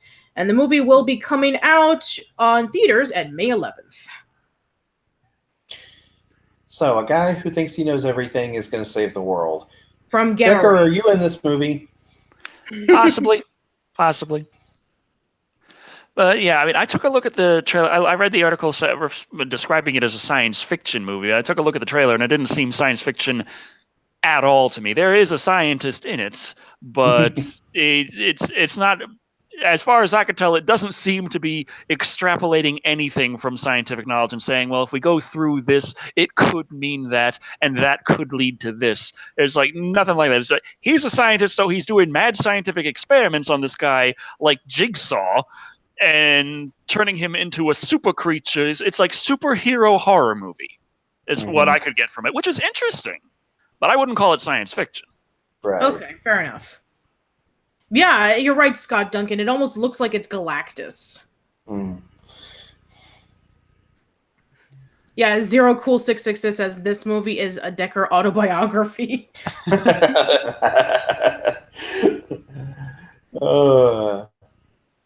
Yeah, but it does look kind of interesting. Like, what if we had the power to know everything that's going on? Would we be able to use it for ourselves or for the good of humanity? I think there was like a TV show on that. Some are saying that computers will get to that point in like 20 years with quantum computing, but I gotta bring in my little knowledge of quantum physics on this to say, hey, is there anyone out there who's an actual quantum physicist who can actually answer this burning question of mine? Because they're saying every time I see these things come up, is like Goldman Sachs was saying, we're investing in quantum computing because, in regular computing, a byte is 1 or 0, or a bit is 1 or 0. But in quantum computing, it can be 1 and 0 at the same time, which means we can store more data in the same space. And it's going to be so much more incredible. It's like, hold on a minute. Are you familiar with the observer effect in quantum mechanics? That bit might be 1 and 0 at the same time, but every time the computer goes to check on it, it will only ever be 1 or 0. It won't be both at the same time. Mhm. So what the hell is that going to do with the program? How is that going to store more information if it's going to just see one or the other? It's not going to be both at the same time when it goes to check. And Right. if it goes back and checks and it gets something different each time, isn't the computer going to get confused at some point? Or go and look for the information that's supposed to be there, but it's not the right information, and that's going to cause a computer error. Right. So I really want an actual quantum physicist to explain this to me, how the quantum computing is actually going to work, because the way the commercials make it sound, I'm like, no, that's physically, that's against quantum physics right there. I know Right. more about quantum physics than this damn commercial trying to sell me a quantum computer. Right. Now, one thing about computers that does interest me is the idea of computers, using crystals instead of microchips. But I think Decker has something he wants to add. Zero Cool 666 says, "Uh-oh, Decker is on his rant. Creepy, get in there, stop him, or else we'll be here all year." Okay. I'll leave it up to you. Should I use the spray bottle, or should I just use a rolled up newspaper? No, I think you should just chase after him with a whip. If we're gonna do that, then I'm gonna have to charge more. Okay. GRX says quantum physics. It's not going for GRX3 says quantum physics is weird, and I disagree. I believe quantum physics is spooky, with action at a distance. Yes. Mm-hmm. So we're pushing over almost to an hour and 40 minutes, and we do have quite a few more articles to cover. So, oh yeah, what shall it be? Should we go into more YouTube news, or should we go into some more movie news? The YouTube news was very related to the YouTube news we already covered, which was that not only are they using Wikipedia, they're trying to clamp down on the conspiracy videos and kind of sort of realizing, oh yeah, we are also a social media outlet, and therefore the same problems that are going through Twitter and Facebook, where people get in a very insular thing where they just naturally kind of form their own little groups that their beliefs aren't questioned, and they just shut out opposing information because of the way the algorithms work to try and promote things that you'll like. They tend to naturally promote things that already agree with you and not so many things that might challenge your beliefs. And that's been a problem on Twitter. That's been a problem on Facebook. And now YouTube is like, oh yeah, I guess maybe we should address that at some point. But at the same time, it's like, for conspiracy build up, there's that, but at the same time I'm thinking, how do you fix the algorithms but don't do things like, hey, you like to watch movies, let's not suggest you videos of movie reviewers and start saying read a damn book, asshole. Which might still be helpful. I don't know. That's true. It could, in theory, but I doubt it would be very popular. I mean, people didn't like, when we were kids and people told us to do that, we didn't listen to them, or we didn't like it. So, That's true. Well, let's see. I guess we could do another movie news discussing about that the producers of Stranger Things and The Conjuring are working together to making a horror movie. And this horror movie is going to be YA, as in young adult. So, yeah. I'm actually interested in this because I like Stranger Things quite a lot. Yeah, I thought Stranger Things was all right, but there's a lot of people binge watch the newer shows, and they are built for that. But I see so many. What's the word I'm looking for here? It's very Now I ran out of my vocabulary. Words. That's okay. I don't knowledge words. That's okay. While you think of your word, I guess I could quickly read this article. The minds Yes. behind The Conjuring and Stranger Things are coming together for a new YA-based horror film. According to Deadline, James Wan and producer Sean Levi will be developing an adaptation of Stephanie Perkins' novel There's Something Inside Your House for a coming-of-age slasher-style film. Centers on a young girl named Makani Young, who, after a year moving from Hawaii to Nebraska to live with her grandmother, gets caught in the middle of something sinister when her friends start getting murdered in hideous fashion. While the killer is being pursued, Makani has to reckon with her own secrets, and according to the Deadline report, audiences can expect 1980s and 90s slasher movies meets a John Hughes coming-of-age tale like The Breakfast Club. So if you're into Stranger Things and teen screams, then this movie is for you. This actually does sound interesting to me. I do like it when horror, tries to be subversive, but also when horror tries to be allegorical, because Sorry, it's just someone came up with the word for me. Formulaic. yeah. But I do like it, like on Buffy or other more modern shows, when the horror serves as a metaphor for something else. I'm usually a fan of something along those lines. So this does sound like something that the producers of The Conjuring and Stranger Things could handle, very well. So I am excited about this. Mm-hmm. Yeah, it does sound pretty interesting too. Yeah. I mean, how often do you hear of, it's a combination of Breakfast Candle meets with 80s and 90s horror. It's not something that you hear very often. The Terror of Death says, of course Creepy loves Stranger Things. It's Lovecraft. That is true. That is true. That I own that. I will own up to that right now. Stranger Things is nostalgic 80s Lovecraft. So, and it has a teenage girl, well, a preteen girl who has psychic powers. So, yes, this is my jam. Yeah, the formulaic nature of a lot of Netflix series, where it's like it's designed to be binged watched, but it's like right at the end of every episode, there'll be some sort of big sort of semi-revelation, not completely explained. It looks like it'll change absolutely everything. And then the start of the next episode, you find out 98% of the time it changed absolutely nothing. But you're already watching the next episode now. Yes. And that happens in so many of them. And it's so kind of like, after a while, it's like, stop that, please. Just let an episode be an episode. Right. Did they do that in? I still have not seen it yet. I need to. Did they do that in Devilman Crybaby too? Yeah, a lot. But Devilman Crybaby, it's not as. I mean, you already know how the story of Devilman goes, and it goes about the same in Devilman Crybaby. So a lot of the things that happen, you already kind of know what it's going to go to. So I don't know. It doesn't change everything from the manga, but it changes enough with the new revelations, because things do change over time in the Devilman story. But it's like so many things. It's just, what's going to happen? Is the big overbearing character now going to be completely powerless after this? Oh no, they're still big and overbearing. They're just here for a visit and then they're leaving. Yeah. All right. I guess we can go over some quick video game news. This time we're going to go into Microsoft. So, according to this article on Fortune.com, Microsoft is working on a Netflix for video games. They're planning on getting 2 billion gamers around the world to use its service. In an interview with The Verge, a Microsoft Xbox team said that the company is working on a service that will function in the same way as Netflix for video games. I thought it was called GameFly. Or Google, whatever the Google thing was that we were talking about last time. Yes, exactly.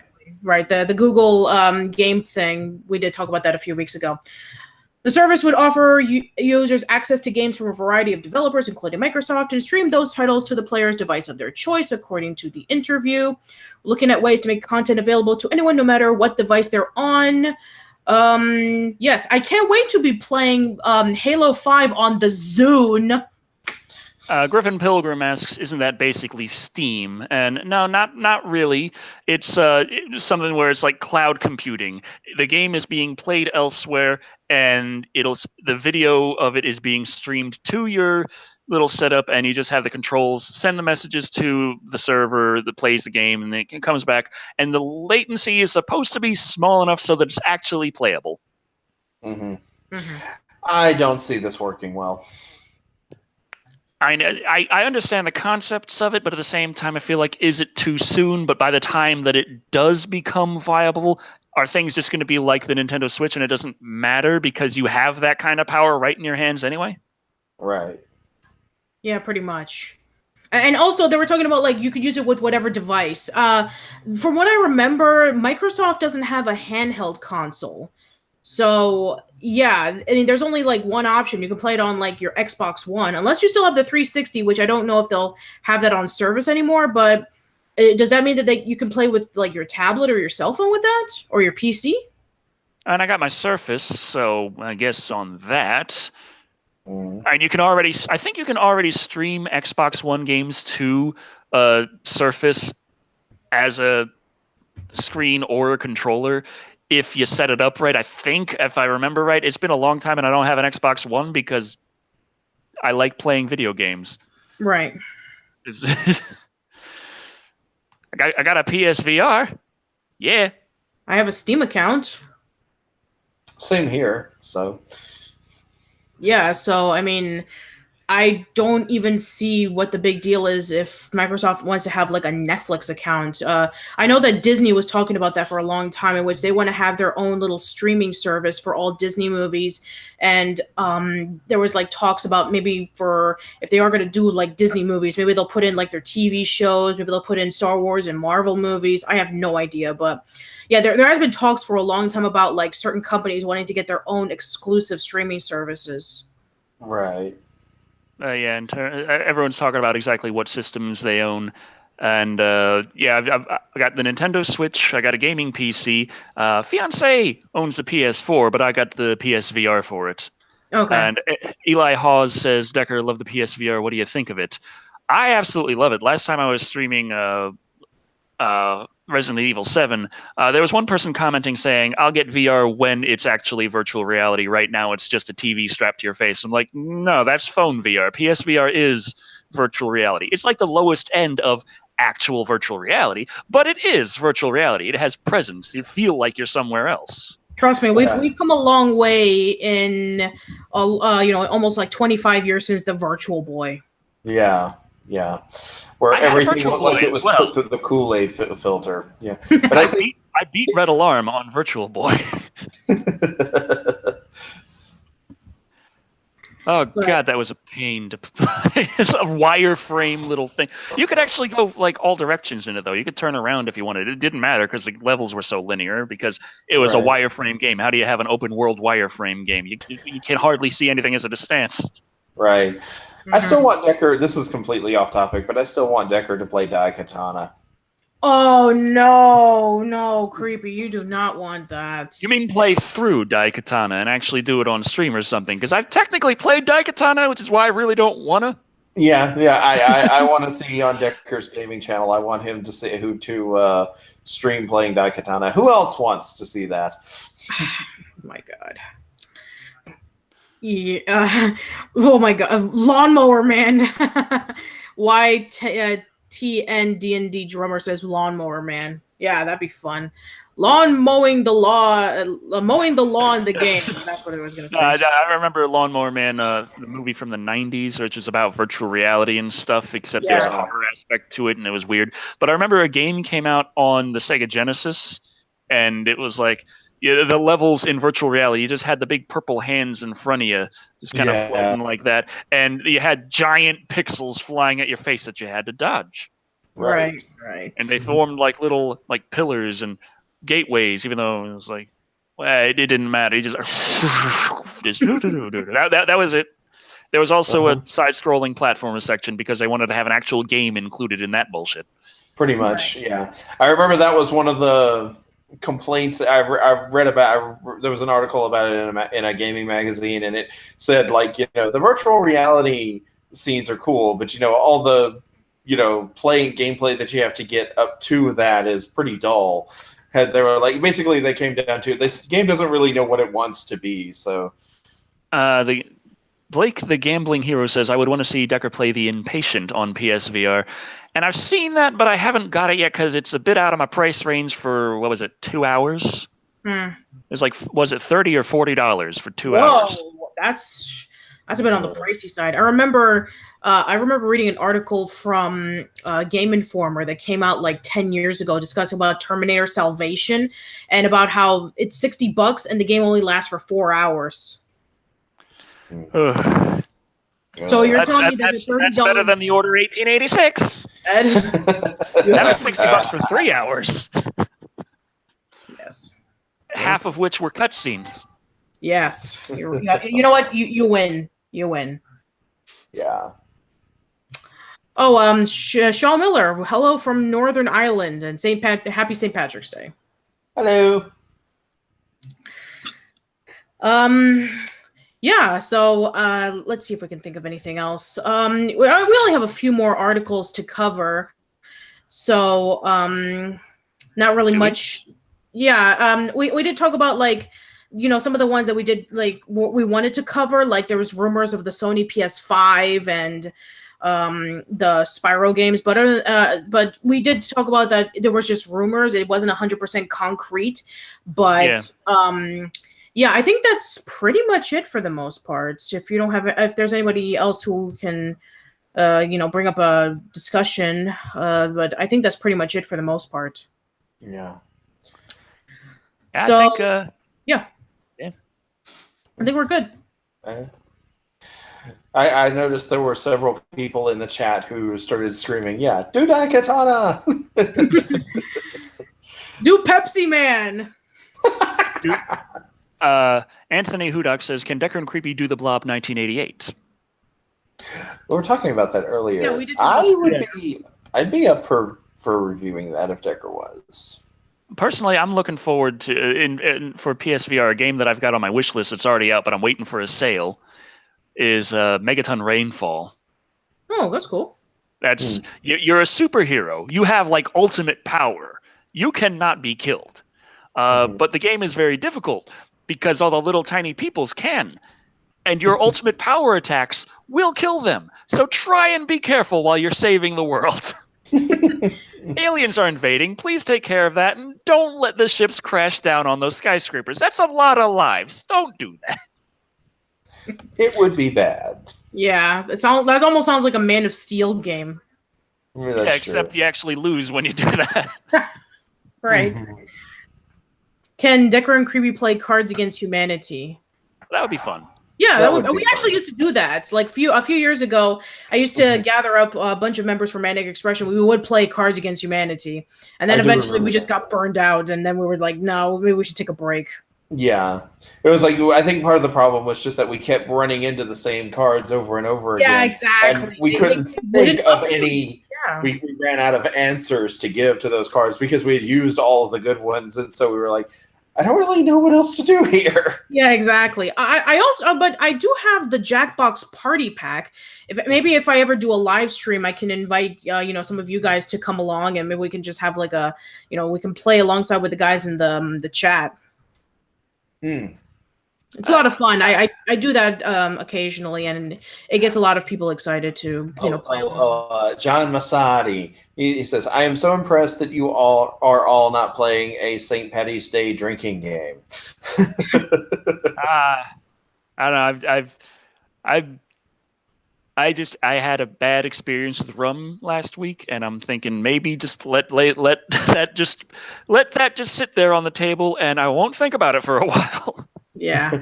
We got a $5 question from the Terror of Death, who says, Decker, Creepy, please read Jeremy Robinson's Kaiju series. They're a really good book series with a bunch of Lovecraft influence in it. And Lunchbox64 also dropped $5 saying, we need more Creepy/Decker collaboration. I'm or okay with that X Decker. Yeah. Creepy Cross Decker. Yeah. So is he saying we need to do more reviews together, or is he asking for us to make out? I think we'll do a fusion dance and become Creepy X Decker. Oh yes. So, what would be your fusion name? Would it be Decky? That long-haired Decker guy? That long-haired Decker Shadow. That long-haired Decker guy, yes. Oh boy. Although Decky sounds pretty cool too. But yeah. Some collaboration and kaiju series with a bunch of Lovecraft influences. Yeah, that does sound good. Yeah, absolutely. That does sound good. It does, actually. Really good.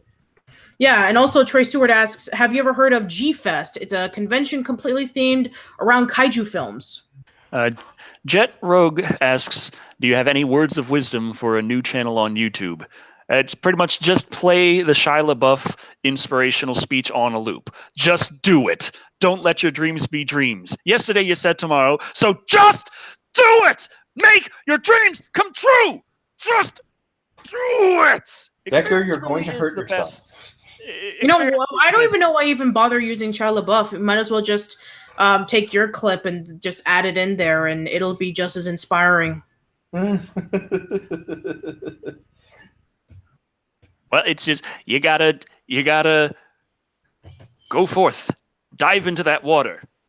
If you're not good at talking, then talk. You'll get better. If you're not good at editing videos, edit some videos. You'll get better at it. Mm-hmm. You can't just what the first things you produce are 5 years from now. Hope that you look back on the first things you made and said, "Eh," because that means you got better. Yes, that's true. Yes, that is absolutely true.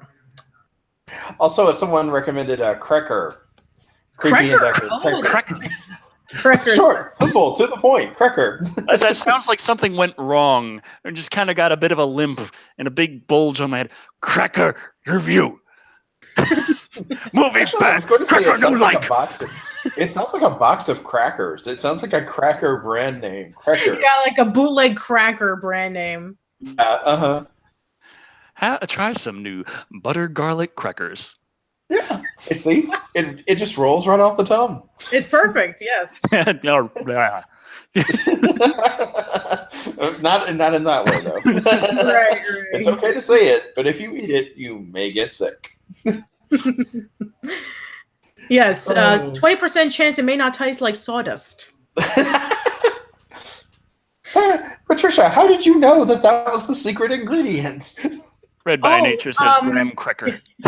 Cracker. Graham cracker. Yes. Yeah, I think we're pushing it almost to 2 hours, so I think we should wrap things up. Yeah, I think so too.